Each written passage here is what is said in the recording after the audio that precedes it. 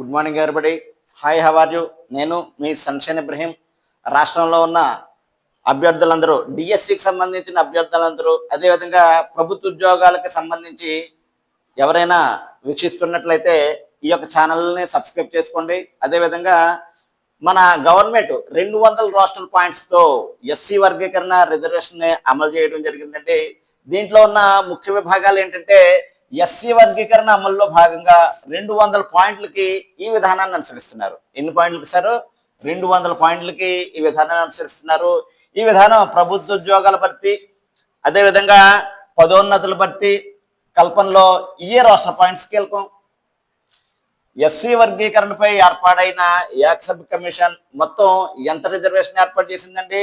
ఎస్సీలకి 15% రిజర్వేషన్లో భాగంగా గ్రూప్ 1,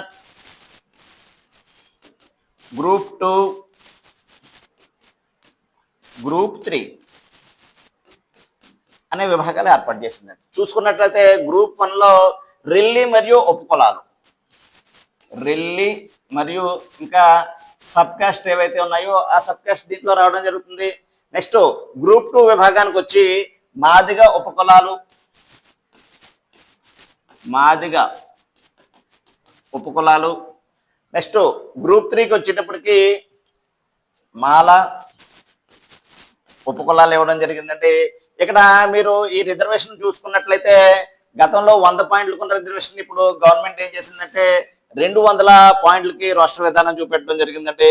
ఇక్కడ చూసుకున్నట్లయితే మొదటి 100 రోస్టర్ పాయింట్లు ఇలా కేటాయించడం జరుగుతుంది. గ్రూప్ 1 రెల్లి ఉపకులాలు, వీళ్ళకి చెందిన రోస్టర్ ఎక్కడ స్టార్ట్ అవుతుందంటే 2లో పెడతారు, 2. ఓకే.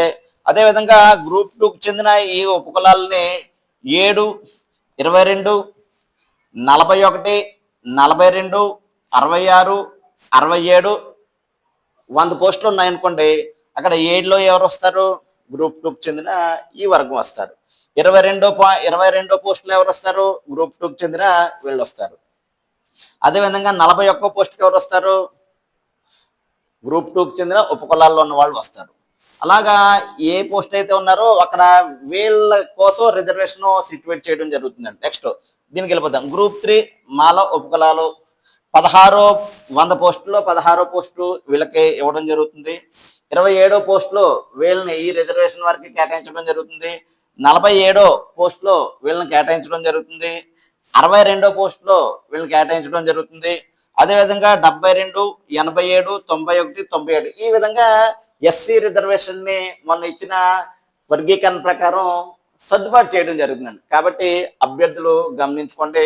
ఎగ్జామినేషన్ మీకు అప్లికేషన్ పెట్టేటప్పుడు కూడా ఈ రిజర్వేషన్ అనేది యూజ్ అవుతుంది.